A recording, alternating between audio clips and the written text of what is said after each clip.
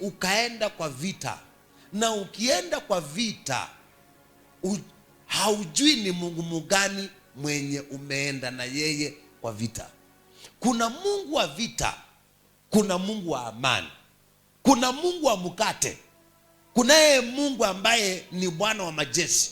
Sasa lazima ukapate kuelewa ninaenda na Mungu mgani. Bwana Yesu asifiwe. Ngainu umwe, asifiwe Yesu. Mungu ni, lakini ujue akiwa mmoja, kuna yeye ujitokeza kwa kila jambo kulingana with the current situation. Si jambo utaelewa hiyo. Wakati ambapo umetoka katika vita, hauhitaji Jehova Shalom ama Jehova Jire kwa vita. Katika vita unataka Mungu ambaye Jehova Nisi.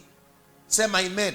Jehova Nisi ni Mungu wa vita, ni Mungu ambaye anayefanya bendera zetu kupepea, ni Mungu anayetupatia ushindi. Sema amen.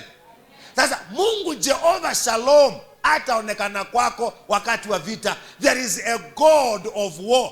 Inasema and our God is a man of war. Kwa hivyo listen, why, kwa nini Israeli imekuwa kwa siku nyingi pasipo Mungu? Ya kwamba wako na Mungu lakini hawaelewi wako na Mungu mgani.